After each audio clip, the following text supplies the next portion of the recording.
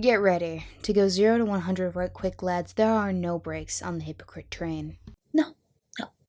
No.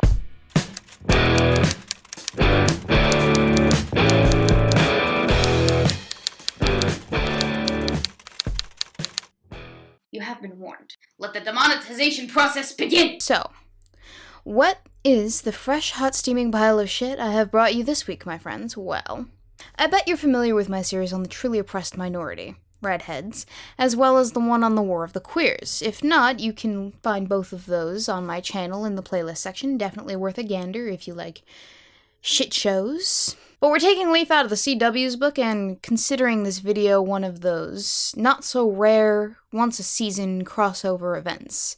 Instead of dragging it out across multiple seasons of multiple series, though, and making you watch everything under the sun in a cheap ploy for views, just to make sure them shekels are in my pockets, I will sum up for you each of those series in less than 5 words. War of the Queers, documentation of self-cannibalizing LGBTQRSTIONLP.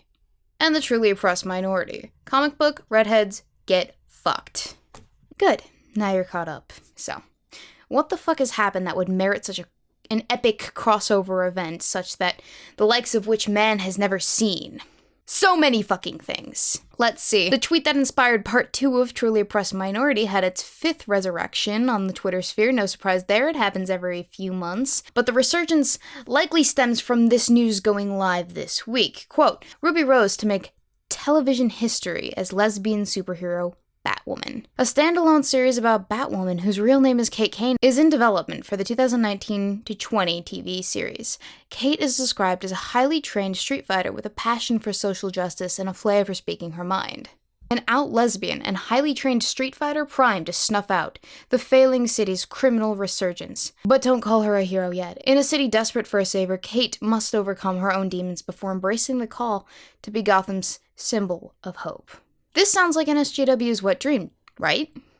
We're getting an LGBT character, played by an LGBT actress, who, by the way, is gender fluid, don't you know? Ruby Rose is what they've been screaming for years, right? So, of course, with such a high-tier level of wokeness, we get golden nuggets like these that spark the inundation of the internet with a plethora of these bigoted fanboys and their mouths type articles. Ruby Rose to star as the new lesbian Batwoman because you cannot have any straight, white, male characters in 2018. Every new or rebooted character has to either be gay, female, black, Latino, or more than one of those. Example, Magnum P.I., One Day at a Time, Roswell, and more. Whether you like Ruby Rose's acting or not, we can all agree that it's fun to watch pathetic men's rights fanboys get so triggered over an out lesbian Batwoman. That's what is supposed to be typical for these kind of things, correct? Minority representation is happening, and these SJWs, they should be happy, right? Oh hun, have I got news for you. Now, as the adage goes, you give an inch, they take a mile, and these kids have sank their fangs into the mile and are having a frothing at the mouth, screaming bloody tampon, kick you in the teeth with a lesbian trap dig gay old time of it. Ruby Rose quits Twitter following Batwoman backlash. 2 days after the announcement, the Australian actress deleted her Twitter account and limited comments on her Instagram account to only people she knew after some fans took to social media to express their anger, with many erroneously arguing that Rose can't play a lesbian character, despite the megastar has been out since the age of 12. Some fans also argued that Rose isn't Jewish, unlike Kate Kane Batwoman, and others questioned her acting skills to play the role. That's right, kids. If the actor in question, chosen to play a character who's a lesbian and Jew, isn't also both of those things, well, for reasons of inaccurate lived experiencing mimicking capability, then they can't play that role. They literally can't put themselves into a character's shoes and fulfill that role of make-believe person. You know, the definition of acting. But it makes sense. Just as we can't have, not Nazis playing Nazi characters, and we can't have not Pooh Bears playing Pooh Bears in the upcoming Christopher Robin movie. Guys, you have to understand, we're just looking out for the minority representation of people. Duh. It's very important that they're represented in the media. Get me some genuine Nazis to play the role of the Third Reich. Get me a legitimate purple ballsack-faced alien to play Thanos. And by gosh diddly, if you don't get me real, actual fucking cannibals to play the part of the redneck family from The Hills Have Eyes, there will be a problem.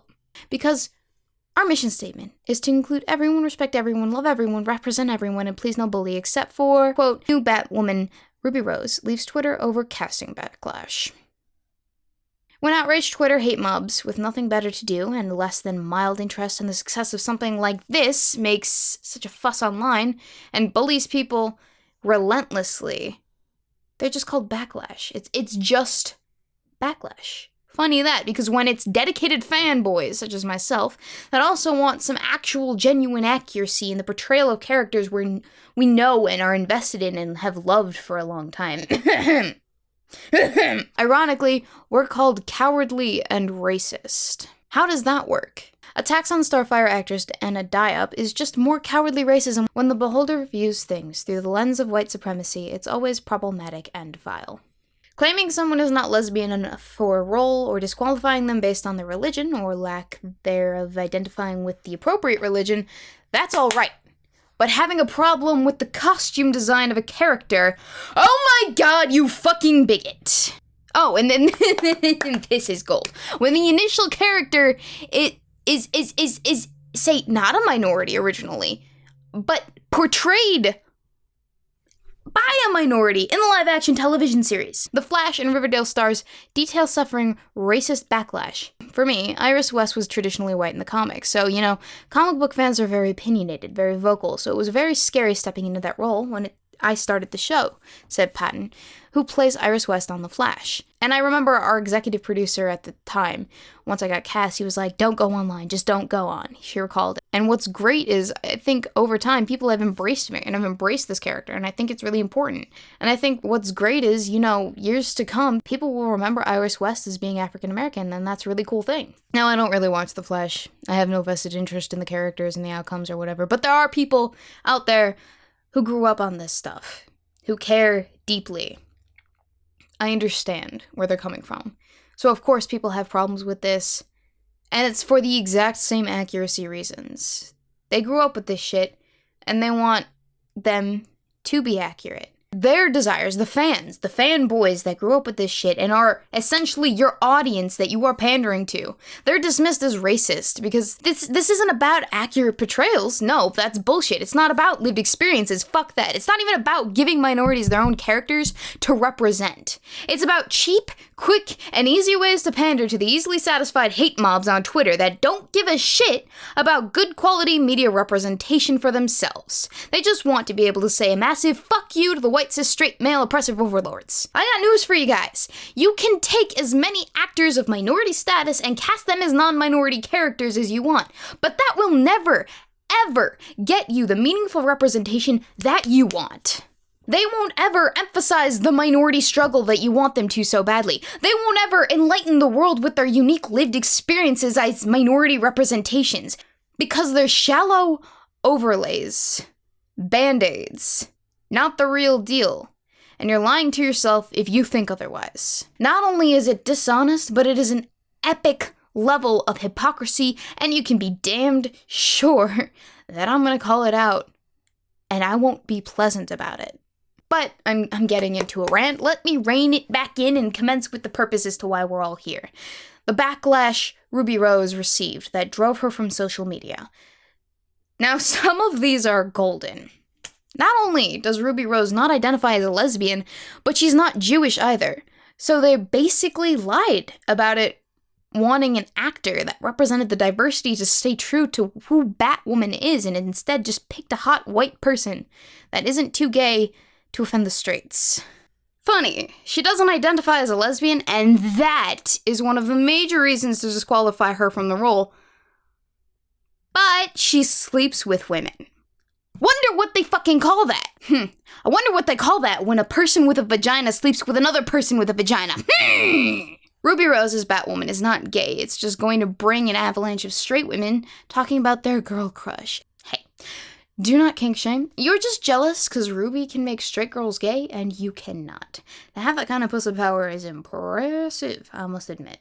Okay, but casting Ruby Rose as Batwoman truly is a big fuck you to all the lesbian fans. Like, they don't care about the rep, they just wanted to cast a lesbian to have good press, so they just gave it to her because she's well-known and liked by straight girls. Now, I don't think you understand how marketing and demographics work, so I'll spell it out for you. According to this Gallup poll as of 2016, the percent of adults identifying as LGBT in the United States was at a shockingly high 4.1%. And subsequently, in an article from 2017, the president of the CW, Mark Pedowitz, stated in an interview to The Warp, quote, "When I got here, we were 70% female, 30% male." Pedowitz said, "We're now 50-50. Our linear age is 47, our digital age is 25, so we're young." Last little tidbit of information for you. For the 2017 to 2018 series cycle, in the summer of 2018, the CW ratings were at 22.954 million. That's views.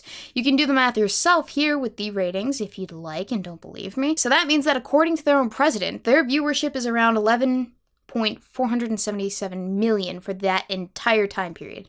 Based on the Gallup poll, we know that 4.1% of the US population is LGBT or identifies as such. And I'll be generous and extend that to 8.2%, double it just to be generous for obvious reasons. So, what is 8.2% of 11.477 million? Well, that's an abysmal estimate of 941,114.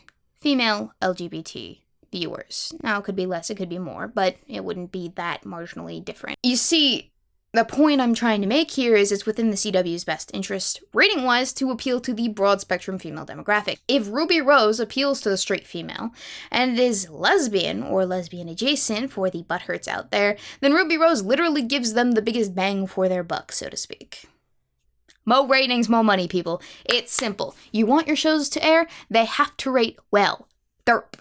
But there are more where that came from, ladies and gentlemen. Rose can't even act. She's just eye candy for straight women. They cast Ruby Rose because she's the only LGBT person that straight people like. Remember how insufferable Twitter was the summer where every straight girl under the sun would go lesbian for Ruby Rose? Oh, I guess it makes sense they cast Ruby Rose. Because they're not trying to appeal to actual lesbians. Brain blast. The Ruby Rose is straight culture. 1 second. Hey, babe. Do you mind if I go gay for a Ruby Rose for this summer? It's for the meme, darling. No, you don't understand. I'm going gay for Ruby Rose to spite real-life lesbians. Okay. Yeah, no, it's just for 15 minutes. No, you can't watch. Alright, I love you. Bye. But the issue isn't just about gender identity and sexual identity, guys. It's about the Jewish question.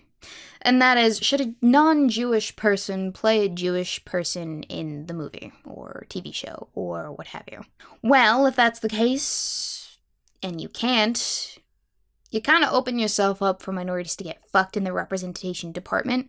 You're seriously limiting the scope of roles that minorities can play if we set a precedent that only these people with similar lived experiences can play roles with similar lived experiences. I'm disappointed that Ruby Rose was cast as Batwoman, considering it's a complete erasure of Kate Kane's Jewishness.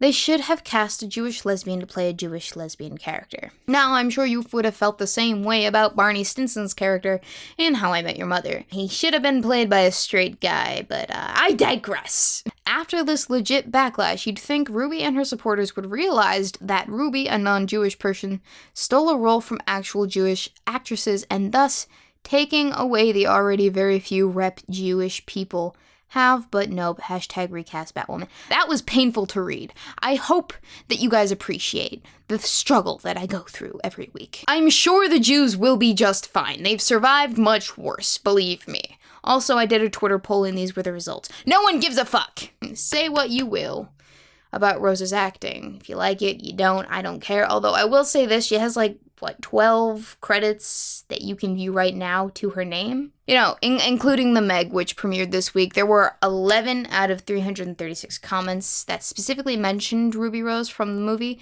on IMDb, and they're a tad bit mixed in reception. So, I mean, she's not a bad, horrible pick for, say, the CW, because let's be real, they have done worse casting. Now, the comments about Rose from the Meg reviews are viewable on the screen right now. I just put them up there. I'm not going to read them to you because, one, I can't read, and two, that'd be here for a lot longer than I wanted to, but pause if you'd like to take a gander at what the noob critics have to say about her. I will say this, though, I did see the Meg, and she wasn't bad.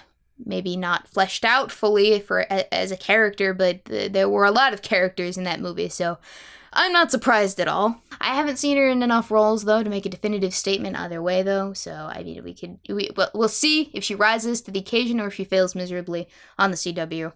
That remains to be seen. But now, we're about to dive into the only acceptable reason as to why anyone can ever be pissy about character miscasting, in my opinion. You know what, you know what's coming, guys. You know exactly.